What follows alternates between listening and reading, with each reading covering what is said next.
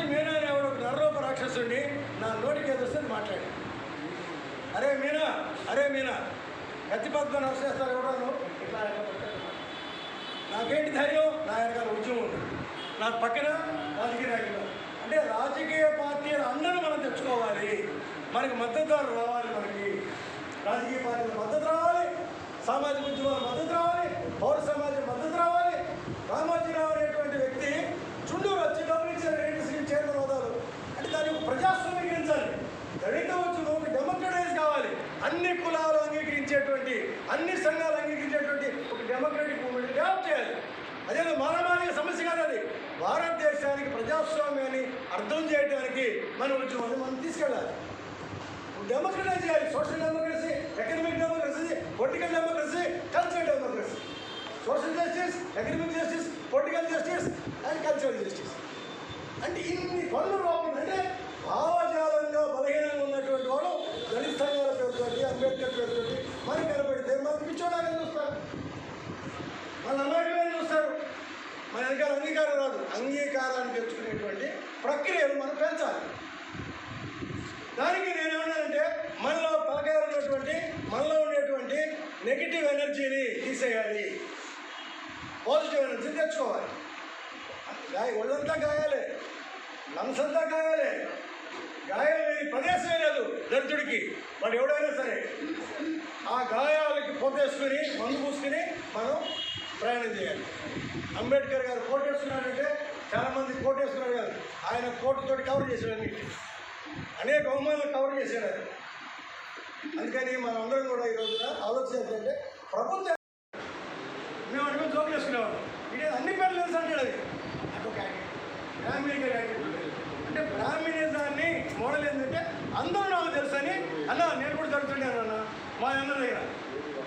మేము మా బాబురాళ్ళు బీహార్లో శ్మశానాలు ఎక్కడుంటారన్న, మేము కూడా బాబురాళ్ళు ఎస్సీలో, అంటే మమ్మల్ని కూడా ఎస్సీలో చేర్చుకోండి అన్న అంటాడు రోజు నా దగ్గర ఏర్పడి. నేను ఎంఆర్ఓ సర్టిఫికేట్ ఇవ్వాలి.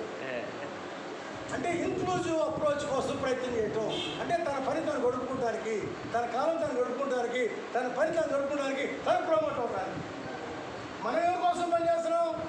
మన కోసం మనం పనిచేస్తూ మన పెద్దవాడు చుట్టూ తగాదే. వాడు ఏదోన్నా ఇటు పనికిరాడన్నా, ఏదోన్నా ఎడ్డలు అంటాను, ఎడ్డలు మీటింగ్ పెట్టి ఏ ప్రయోజనం పెట్టి పెట్టాడు. భాగ్యరావు ఏదో ఈయనంటే భాగ్యరావు కథలు కూడా వాళ్ళు కూడా పెట్టేయాలా. రిటర్న్ వాడి మీద స్టాంప్ దగ్గర భాగ్యరావు ఇంక ఏదో పద్ధతి అయిపోతారు. రేపు రేపల్లో పక్కన నుంచి బయట వస్తుంది. నేను అనుకుంటుంటే వీడికి దగ్గర జాతీయ అంతలాగే చెబుతున్నాడు. నేను ఎట్లా 2 లక్షల మంది తగ్గకుండా 5 ఏళ్లలో 10 లక్షల మంది విదేశాలకు వెళ్ళడానికి గవర్నమెంట్ ప్రణాళిక ఉంది. మన పిల్లలు ఎంతమంది పంపించారు దానిలోకి? నైపుణ్యాల ద్వారా స్కిల్స్ డెవలప్ చేసి, స్కిల్స్ ఎన్హాన్స్ చేసి విదేశాల్లో ఉపాధి అవకాశం ఉంది. దానికి 1, 2, 3, 4 పాయింట్స్ చెప్పాడు. లాంగ్వేజ్ తెచ్చుకోవాలి, డ్రెస్ కోడ్ మార్చుకోవాలి, యాటిట్యూడ్ మార్చుకోవాలి, స్కిల్స్ ఎన్హాన్స్ చేసుకోవాలి, ఇట్లాంటివి చెప్పారు. అవన్నీ మన పిల్లలకి నేర్పితే 10 లక్షల్లో కనీసం సగం మంది 50%, 5 లక్షల మంది మన పిల్లలు విదేశాలకు వెళ్ళిపోతారు. అన్నీ వీసా, పాస్పోర్టు, టికెట్ అన్నీ వాడు ఇప్పిస్తాడు. రైల్వే స్కీమ్ మనకు తెలియదు. ఇవన్నీ చేయాలంటే మనకి ప్రభుత్వం పట్ల సానుకూలంగా ఉండాలి. ప్రభుత్వం మందే, ప్రభుత్వ అధికారి మన కింద పనిచేసేవాడే, ఎమ్మెల్యే మన రిప్రజెంటేటివే, ఈ ముఖ్యమంత్రి మన కోసం పనిచేయడానికి వచ్చాడు అన్న మైండ్ సెట్ రావాలి. ఆ మైండ్ సెట్ కాకుండా ఇటు తెలుగేసేవాడు, ఇటు కమ్మోడు, ఇటు రెడ్డోడు, ఇటు మాదిగోడు, ఇటు మాలోడు అని ఆ మైండ్ సెట్ ఉంటే మనమే మనకి సంబంధించి ఒక సైడ్కి. అందుకని మనకి ఎప్పుడు వస్తుంది ఇది? మన దగ్గర నాలెడ్జ్ వస్తుంది, మన దగ్గర అవగాహన వస్తుంది, మనకు ఒక చుట్టూ ఒక ఆత్మవిశ్వాసం వస్తుంది. మన చుట్టూ 20 మందో 100 మందో 200 మందో మనకి మద్దతుదారులు వస్తుంది. రాత్రి నేను మాట్లాడాను కదా సీఐ తోటి, నన్ను వాళ్ళు పంపించాను 2 నిమిషాలు ఆయన కథలు వేసి కూర్చోబెట్టి వెంటనే ఇంటికి ఒక ఫోన్ కొడి అలా ఏదో ఎమ్మెల్యే గారు ఉన్నాడా, వెంటనే ఒక ఆఫీసర్లో నెట్వర్క్ వచ్చేసింది, వాడు ఫోన్లో ఉన్నాడు. అలా నేను వెళ్తాను దాని గురించి ఆయన మాట్లాడారన్నా. వాడు వచ్చింది పోస్టింగ్ కోసం, ఆయన నన్ను పిలిచేది వేరే పని కోసం. వెంటనే వాడు తన పోస్టింగు తను రికమెండ్ చేయడానికి నేను వాడికి కొంచెం బిల్డప్ ఇచ్చి అసలు నాకు సీఎంఏ తెలుసు అని చెప్పాను. ఎమ్మెల్యే కాదురా, సీఎం ఆఫీసే నా చేతిలో ఉందని చెప్పాను. అంటే వాడి కాన్ఫిడెన్స్ ఇస్తే తప్ప 10 మంది మన గురించి చెప్పడు. ఆడు వచ్చి వేస్ట్ బలివాడి దగ్గరికి వచ్చాను నేను అనుకోండి. నా ఎమ్మెల్యే గురించి కాదు, వాడే అడిగాడు సార్ మీ గురించి వినయ్ కుమార్ అని అన్నాడని ఇతరే చదువు. నాకు ఇతరే సాధ్యమైనంత వరకు పాజిటివ్ ప్రజెంటేషన్.